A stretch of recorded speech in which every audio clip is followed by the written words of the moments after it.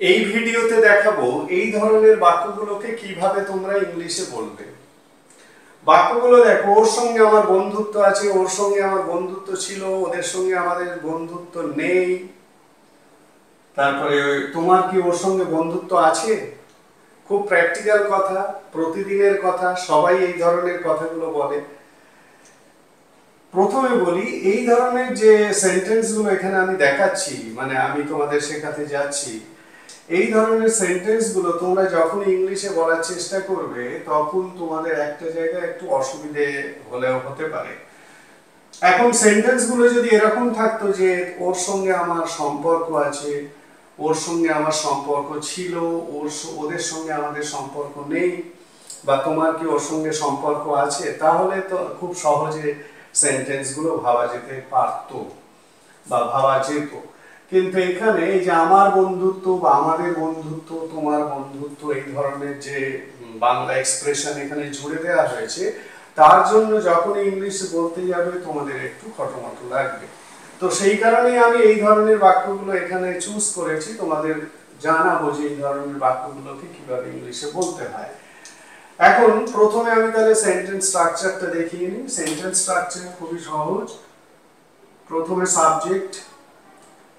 Subject বসাবে। এখানে subject, এই যে আমার, আমাদের, ওর, এইগুলো হলো সাবজেক্ট। ঠিক আছে, এইগুলো হলো সাবজেক্ট।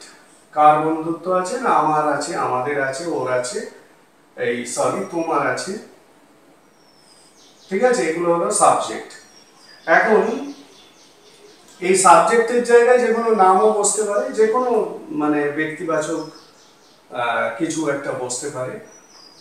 তাহলে সাবজেক্ট প্রথমে বসাবে, তারপরে কি বসাবে? বিভাগ বসাবে। বিভাগ মানে am is are was were, present হলে am is are, পাস্ট হলে was were, বিভাগ। ঠিক আছে, তারপরে যেটা বসাতে হবে সেটা হলো ফ্রেন্ডস। ফ্রেন্ড নয় কিন্তু, ফ্রেন্ডস।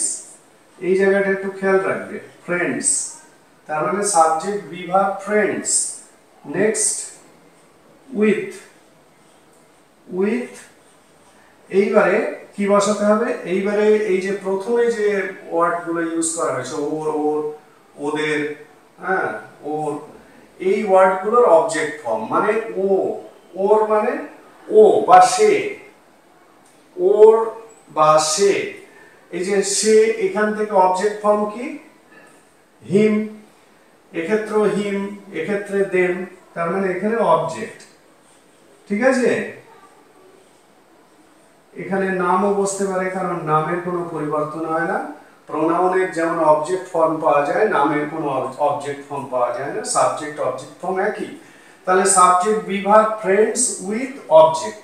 ঠিক আছে, সেন্টেন্স স্ট্রাকচার বেরিয়ে গেল। এইবার এই সেন্টেন্স স্ট্রাকচারটা এখানে পুট করো।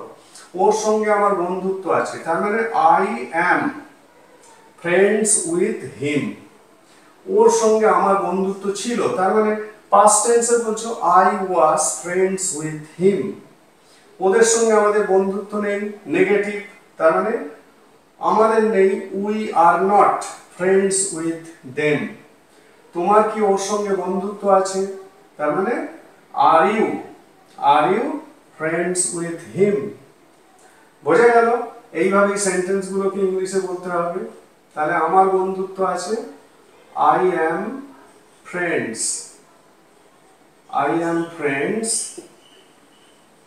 with him. I am friends with him. Sentence স্ট্রাকচারটা দেখো, দেখে এবার নিজেরাই তোমরা তৈরি করতে পারবে। I am friends with him, ওর সঙ্গে আমার বন্ধুত্ব ছিল। I was friends with him.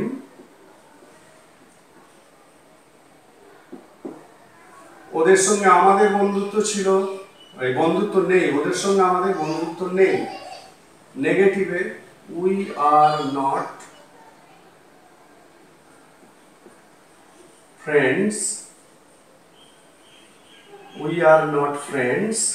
With them. We are not friends with them, ওদের সঙ্গে আমাদের বন্ধুত্ব নেই। তোমার কি ওর সঙ্গে বন্ধুত্ব আছে? তার মানে আর ইউ ফ্রেন্ডস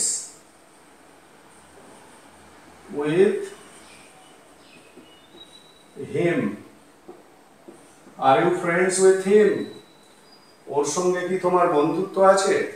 তাহলে বুঝতে পারলে এই ধরনের বাক্যগুলোকে কিভাবে ইংলিশে বলতে হয়, এই স্ট্রাকচারটা ফলো করবে, এই স্ট্রাকচার অনুযায়ী এই ধরনের বাক্যগুলোকে ইংলিশে বলবে।